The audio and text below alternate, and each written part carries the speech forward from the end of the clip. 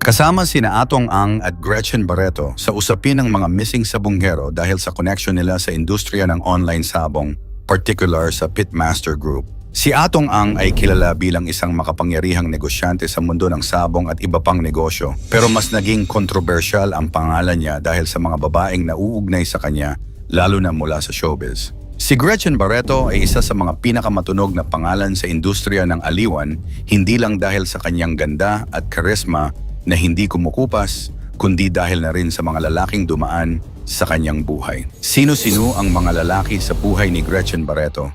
At sino-sino ang mga babaeng dumaan sa buhay ni Atong Ang? Yan ang ating aalamin.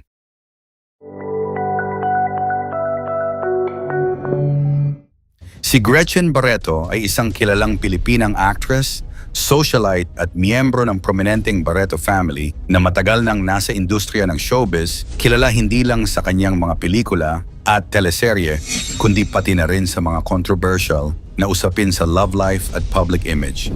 Kaya narito ang mga lalaki sa buhay ni Gretchen Barreto.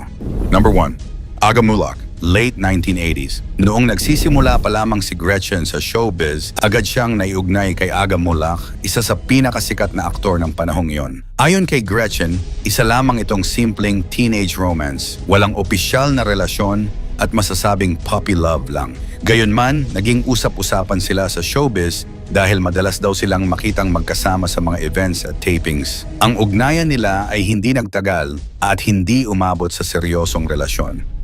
Number 2, Joey Loizaga, early 1990s to early 2000s. Si Joey Loizaga, anak ng basketball legend na si Carlos Loizaga at isang PBA player, ang itinuturing na unang seryosong boyfriend ni Gretchen. Naging magkasintahan sila ng halos isang dekada at ayon sa ilang ulat, umabot pa ito sa pagiging live-in partners. Ikinuwento pa ni Gretchen sa ilang panayam na madalas siyang manood ng mga laro ni Joey habang nasa Team Ginebra ito at naging bahagi siya ng basketball scene bilang muse. Bagamat tahimik ang kanilang relasyon sa media, may ilang chismis na nagsasabing naging komplikado ito dahil sa karera ni Gretchen at issue ng selos.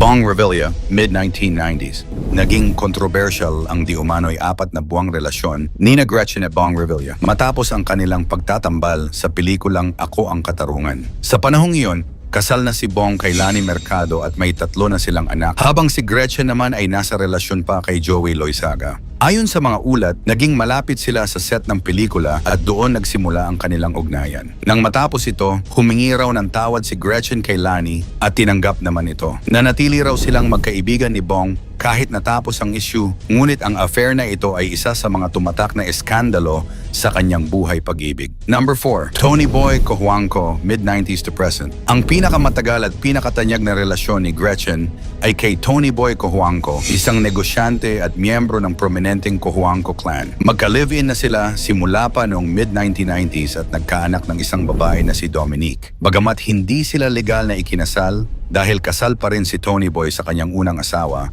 itinuring nila ang isa't isa bilang tunay na partner. Sa kabila ng ilang issue at intrigang lumutang lalo na ang mga chismis ng third party, nanatili silang magkasama sa paglipas ng mga taon. Maraming beses na ring naipakitang handang ipaglaban ni Gretchen ang relasyon nila sa harap ng media at publiko. Number 5, John Estrada, 2007. Noong taong 2007, naging laman ng mga balita si Gretchen at aktor na si John Estrada matapos lumabas ang isang litrato kung saan kitang-kitang naghahalikan sila sa isang birthday party ni Rufa May Quinto. Tinawag ito ng publiko bilang kiss scandal at agad na naging viral. Aminado si John na nangyari nga ito pero iginiit niyang pareho silang lasing at wala siyang intensyong sakta ng sinuman. Pinayuhan din niya ang publiko na huwag husgahan si Gretchen dahil mabuti raw itong tao. Si Gretchen naman ay piniling manahimik sa issue lalo't nasa matagal ng relasyon siya noon kay Tony Boy Cojuangco. Agad din silang lumipad pa Amerika para sa isang medical na operasyon ni Tony Boy na siyang nagpatahimik sa issue. Number 6, Dodi Puno, year 2008. Isang taon matapos ang issue kay John, lumabas naman ang balita tungkol kay Dodi Puno, Executive Director ng DPWH Road Users Tax Board at kapatid ng mga prominenteng personalidad gaya ni na Ronaldo at Dong Puno. Ayon sa mga chismis, Ilang beses daw silang nakitang magkasama ni Gretchen sa mga salo-salo at events at sinasabing inalok pa raw niya ito ng kasal. Bagamat walang opisyal na kumpirmasyon mula sa kampo ni Gretchen, may mga usap-usapang seryoso raw si Dodi sa panliligaw at tila interesado si Gretchen dahil sa kagustuhang maranasan ang kasal. Sa huli, hindi rin natuloy ang anumang plano at nanatiling chismis lang ang lahat.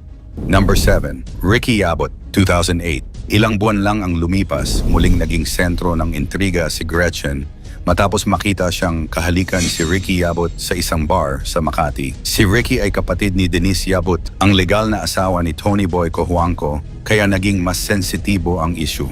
Mas naging komplikado ang sitwasyon nang mapansin ng media ang tensyon sa isang birthday party ni Senator Jinggoy Estrada kung saan naroon si Sita Revilla Yabut, dating asawa ni Ricky, na umano'y lumapit kay Tony Boy habang umiiyak at nagsusumbong tungkol sa nangyari. May mga saksi raw na nagsabing may naganap na komprontasyon, ngunit sa kabila ng lahat, nanatili pa rin sina Gretchen at Tony Boy bilang magpartner.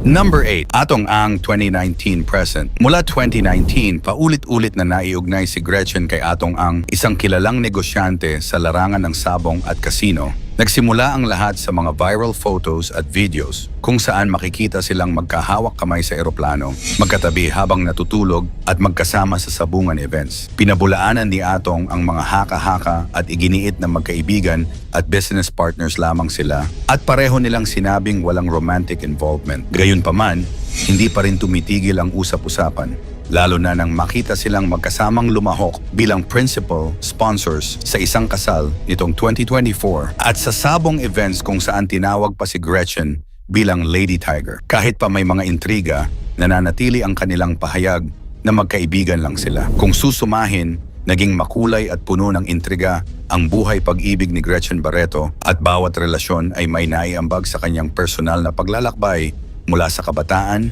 sa mga pagsubok, hanggang sa mga relasyong pinili niyang ipaglaban. Narito naman ang mga babaeng dumaan sa buhay ni Atong Ang. Nicole Barreto. Si Nicole Barreto, pamangkin ni Gretchen, ang isa sa mga unang babaeng direktang inamin na naging karelasyon ni Atong Ang. Ayon sa mga ulat, tumagal ang relasyon nila ng halos 5 taon. Malapit daw si Atong sa buong pamilya Barreto noong panahong iyon at ilang beses ding nakita sa mga pampublikong okasyon kasama si Nicole. Ngunit matapos ang burol ng ama ni na Nicole at Gretchen noong 2019, lumala ang tensyon sa pamilya nang dumating si Atong kasama si Gretchen, bagay na hindi ikinatuwa ni Nicole. Mula noon, tumanggi na si Atong na magsalita tungkol sa relasyon nila at sinabi na pareho na silang may sariling pamilya. Mariin niyang itinanggi na inagaw siya ni Gretchen mula kay Nicole at iginiit na hindi dapat matawag na girlfriend ang isang taong hindi niya talaga naging romantikong partner. Claudine Barreto, rumored undated, possibly early 2010. Walang malinaw na time frame pero lumabas sa mga revelasyon ng mismong mga Barreto na si Claudine, isa pang kapatid ni na Gretchen at tita ni Nicole, ay minsan ding naiugnay kay Atong. Ayon sa ulat, si Marichi Barreto, ina ni Nicole, ang naglapit kay Claudine kay Atong para humingi ng tulong sa personal na problema nito kay Martin Castro. May mga kumalat na chismis na may namagitan sa kanila, ngunit hindi ito direktang kinumpirma ni Claudine o ni Atong. Sa isang punto, sinabi ni Gretchen na si Nicole ang umagaw kay Atong mula kay Claudine, dagdag pa sa gusot ng pamilya. Gretchen Barreto, rumored 2019 to present, isa sa pinaka-controversial at pinag-usapang babaeng na link kay Atong ay si Gretchen Barreto. Bagamat pareho nilang maring itinanggi ang anumang romantic relationship, maraming beses silang nakita na magkasama sa biyahe, sabungan events at maging sa mga family gatherings. Noong 2019, nilinaw ni Atong sa isang panayam na magkaibigan at magkasosyo lang sila sa negosyo. Kasama raw nila sa negosyo si Tony Boy Cojuangco, longtime partner ni Gretchen, kaya malapit din daw sila sa isa't isa. Ngunit mas lumakas ang speculation nang kumalat ang litrato nilang magkahawak kamay sa eroplano and video kung saan nagpapakawala ng manok si Gretchen bilang miyembro ng Team Alpha ng Pitmaster Group. Nitong 2024, matapos silang makita na magkasamang principal sponsor sa isang kasal na siyang lalong nagpabuhay sa mga chismis. Christine Garcia, mid-2000 to possibly early 2010. Si Christine Garcia, dating showbiz personality, at anak ng actress na si Vivian Lorraine ay nagsabing siya ay nagkaroon ng anak kay Atong Ang. Ayon kay Christine, nagsimula ang kanilang relasyon noong siya ay menor de edad pa at itinago ito sa publiko sa mahabang panahon. Sa isang panayam noong 2019, isiniwalat niya na hindi kailanman sinuportahan ni Atong ang kanilang anak at hindi siya kinilala bilang bahagi ng buhay nila. Ngayon ay tahimik na ang buhay ni Christine sa Las Vegas, Nevada, kasama ang kanyang asawa at 2 anak at piniling iwanan na ang mga issue sa nakaraan. Sa kabila nito, minsan niyang binanggit na nakakahiya raw ang di umano'y relasyon ni na Atong at Gretchen na lalong nagpainit sa mga speculation. Sunshine Cruise 2024 to present.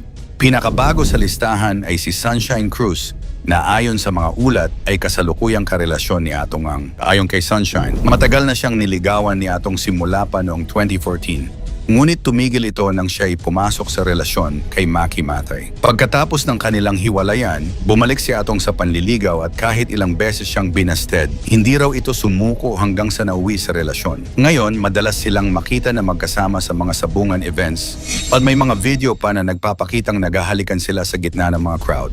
Ayon sa ilang sabongero, si Sunshine ang lucky charm ni Atong dahil tuwing kasama siya, panalo raw ang kanyang manok. Suportado raw ng pamilya ni Sunshine ang kanilang relasyon at para sa kanya, ang mahalaga ay masaya sila at totoo sa isa't isa.